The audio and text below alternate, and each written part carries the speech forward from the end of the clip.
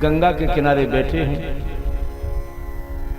ऐसा राजा जो भारत का चक्रवर्ती सम्राट हो, और जब उसने त्याग किया तो एक लोटा भी साथ नहीं है पानी पीने को।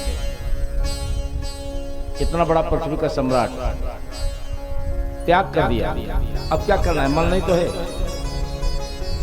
हजारों संत वहां पहुंच गए, अरे राम राम राम। परीक्षित को अकाल मृत्यु का साथ मिला है। बड़े बड़े संत वशिष्ठ, देवराज, गौतम, भृगु, अंगरा, कश्यप, वामदेव, बड़े संत जन बैठे। भाई किसी सज्जन व्यक्ति को अगर कुछ कष्ट हो जाए ना, तो कई लोग पहुंचते हैं देखने के लिए। हजारों, तकरीबन 25,000 संत बैठे, लेकिन जब कोई निर्णय नहीं कर पाया कि 7 दिन में परीक्षित को मोक्ष की प्राप्ति कैसे, कोई निर्णय नहीं कर पाया। उसी समय मेरे कन्हैया के लाडले सुखदेव जी महाराज की समाधि खुली, और सुखदेव जी का मन कहता है कि चलो परीक्षित के पास।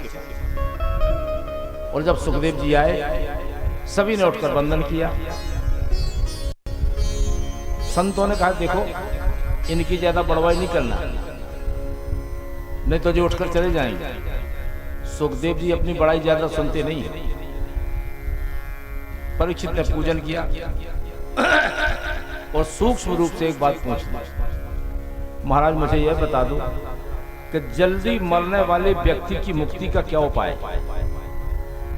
ये नहीं कहा कि हमारी मृत्यु टाल दो। अगर परीक्षित कह देते कि हमारी मौत को टाल दो तो सुखदेव जी टाल भी सकते थे, लेकिन मृत्यु को टालना कोई शंका का समाधान नहीं है। कितनी सूक्ष्म बात पूछ। महाराज केवल इतना बता दो कि जल्दी मरने वाले व्यक्ति की मुक्ति का उपाय क्या है। परम आदरणीय सुखदेव जी महाराज कहने लगे, हे राजा, यह प्रश्न तो तुमने अपने लिए नहीं, पूरे संसार के लिए प्रश्न कर दिया।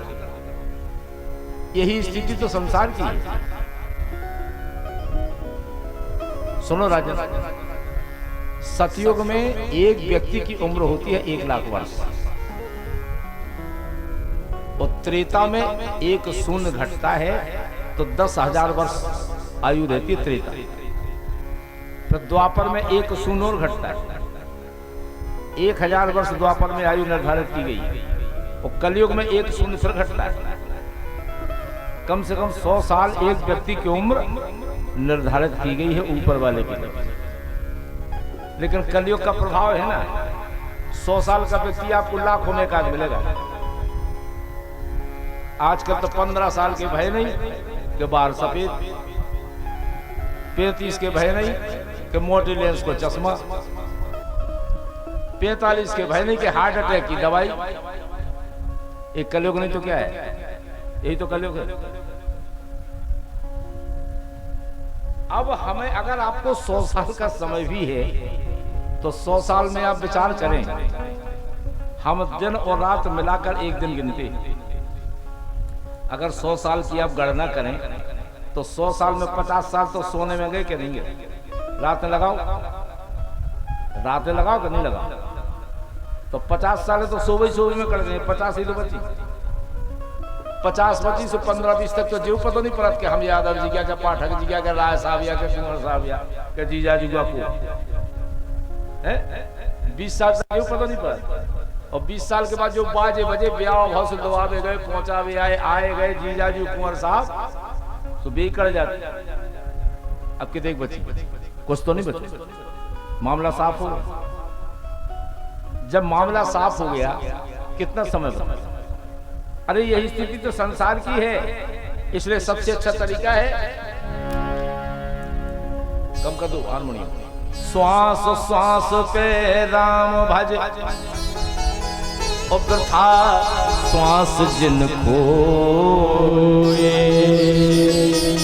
ना जाने ई श्वास की आवद होए न होए। हमने जो सांस लिया कोई गारंटी नहीं है कि हम छोड़ पाएंगे कि नहीं। इसलिए चलते फिरते, उठते बैठते, हंसते नाचते, गाते खाते पीते, प्रत्येक परिस्थिति में कर से कर्म करहु विधि भी करो, कर से कर्म करो विधि नाना, मन राखो जहाँ कृपा निधान। कर से कर्म करो विधि नाना, मन राख्यो जहाँ कृपा निधाना। कर से कर्म, कर से कर्म, कर से कर्म करो विधि नाना, मन राखो जहाँ कृपा निधान। कर से कर्म करो विधि नाना, मन राख्यो जहाँ कृपा निधाना। मन राख्यो जहाँ कृपा निधाना, मन राख्यो जहाँ कृपा निधाना। एक काम होता है मन से और एक काम होता है फॉर्मलिटी। जो मन से काम होता है उसकी बात तो अलग ही होती। मन से किसने किया? तुलसीदास जी। मन से, अंतरात्मा से। राघव सरकार के जब दर्शन हुए चित्रकूट में तो एक ही बात कही थी, जरा देर ठहरो राम, जरा देर ठहरो राम, तमन्ना यही है, अभी हमने जी भर के देखा नहीं है, अभी हमने जी भर के देखा नहीं है, अभी हमने जी भर के देखा नहीं है। जरा देर ठहरो राम हो। हे ठाकुर जी, हे राघव सरकार, जरा देर ठहरो राम, तमन्ना यही है, अभी हमने जी भर के देखा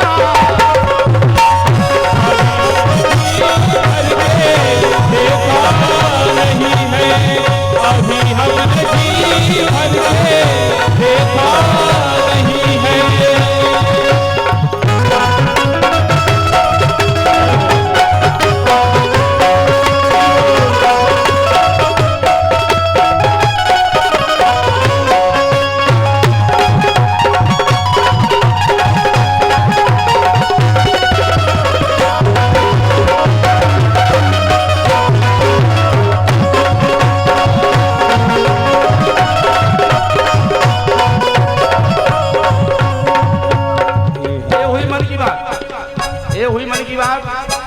आपके दर्शन हो गए तो ये मन की बात हुई। जरा देर ठहरो राम, तमन्ना यही है, अभी हमने जी भर के देखा। और यही मैंने गाया है चित्रकूट महिमा है, आप तक पहुंची भी होगी। क्यों? जरा देर ठहरो राम हो,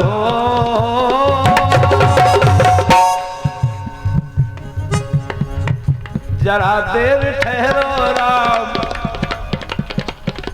तमन्ना यही। राम जी से कह रहे जरा देर ठहरो। और आज अगर घर में कोनो पई पाव नहीं आ जाए तो ये सलगत का कब जातपन भी जरूर है। घर वाली तो इतनी नाराज हो जात कि इन्हें पहुंचा गया नहीं, हम चूल्हे में पानी डाल।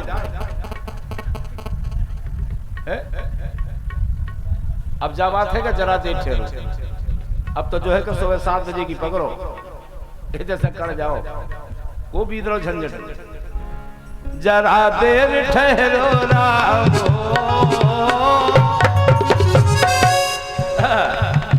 जरा देर ठहरो राम, तमन्ना यही है, अभी हमने जी भर के देखा, अभी हमने जी भर के देखा नहीं है, अभी हमने जी भर के देखा नहीं है।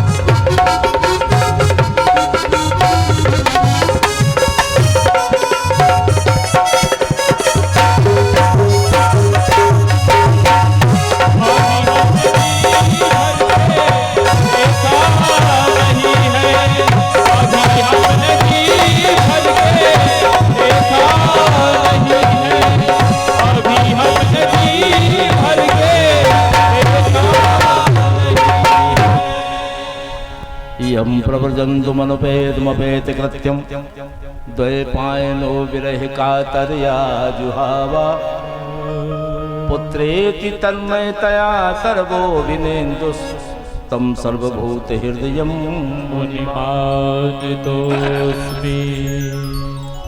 परम पूजनीय सुखदेव जी महाराज ने भगवान के विराट स्वरूप का वर्णन किया। सृष्टि की रचना की कथा कहते हुए 12 अवतार का वर्णन किया राजा परीक्षित के समय। श्री सुखदेव जी महाराज ने मनु शत्रुपा के जन्म की तपस्या और उनका वर्णन, हिरण्याक्ष हिरण्यकश्यप की तपस्या, उनका वर्णन करते हुए भगवान द्वारा शूकर का रूप धारण करके 12 का रूप धारण करके हिरण्याक्ष का वध किया, क्योंकि हिरण्याक्ष पृथ्वी को ले गया था मलयागत। अब जहां मल की बात हो तो वहां कौन जा सकता है। भगवान ने शूकर का रूप धारण करके हिरण्याक्ष का वध किया और पृथ्वी को लेकर वापस आए। तो कहने का तात्पर्य है, वर्णन करते हुए हिरण्याक्ष का वध किया और जो हिरण्यकश्यप है उसके लिए भक्त प्रहलाद के द्वारा माध्यम बनकर नरसिंह भगवान के रूप में पधारे। कहने का तात्पर्य है, जो सृष्टि के आदि माता पिता हैं, जिनकी हम सभी संतान मनु शत्रुपा, उन्हीं की संतान होने के कारण हम मनुष्य कहलाते हैं। मनुष्य इसीलिए कहलाते हैं मनु की संतान। और मनु शत्रुपा जो स्वयंभू मनु है, मनु की प्रथम 3 पुत्री हुई और 2 पुत्र हुए। 3 पुत्रियों में आकृति, देवहूति और प्रसूति ये पुत्री हैं और 2 पुत्र हैं, प्रियव्रत और उत्तानपाद, जिनके पुत्र का नाम है ध्रुव, जिसने 5 वर्ष की उम्र में भगवान को प्राप्त कर लिया, जिसका संसार में कोई नहीं होता, उसकी रक्षा परमात्मा स्वयं करते हैं। ध्रुव का आख्यान सुनाया। आगे चलकर सुखदेव जी महाराज ने उत्तानपाद के भाई प्रियव्रत का चरित्र सुनाते हुए उनके पुत्र आग्नेन्द्र का भी वर्णन किया, राजा नाभि का चरित्र वर्णन किया। आगे चलकर बंधुओं सुखदेव जी महाराज ने भगवान ऋषभ देव जी का पावन चरित्र सुनाते हुए कहते हैं, ऋषभ देव ने अपने पुत्रों को सुंदर उपदेश दिया और अवधूत वृत्ति ग्रहण करके भगवान की सेवा में तत्पर हो गए। आगे चलकर जड़ भरत की कथा सुनाई। जो जड़ भरत, क्योंकि भागवत कहती है कि संसार में प्रेम तो करो लेकिन आसक्ति किसी में मत रखो। जिसकी जिसमें आसक्ति होती है उसको अगले जन्म में वही बनना पड़ता है। जड़ भरत जी अपना घर बार त्याग करके जंगल में चले गए, लेकिन जंगल में भी उन्हें एक मृग के प्रति आसक्ति हो गई और उस आसक्ति के कारण अगले जन्म में जड़ भरत को मृग ही बनना पड़ा।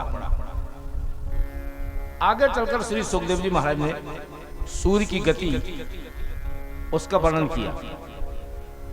अजामिल नाम का जो ब्राह्मण था बड़ा दुष्ट था। उसने अपनी पत्नी को त्याग करके वेश्याओं को लाकर घर में रख लिया। दुष्ट था, अजामिल था तो ब्राह्मण, लेकिन उसने भी उसकी हमें साधु संत आए तो साधु संतों ने कहा कि तुम तो दुष्ट हो, अब की बात जो तुम्हारी अब बेटा हो उसका नाम नारायण रख लेना, तुम्हें कर्मों से मुक्ति मिल जाएगी। जब यम के दूत चढ़ के आ गए तो उसने अपने पुत्र को बुलाया, नारायण नारायण नारायण, और भगवान के दूत उसको लेने के लिए आ गए। इस तरह से अजामिल का उपाख्यान वर्णन किया। आगे चलकर नारद जी के उपदेश से दक्ष प्रजापति ने जितने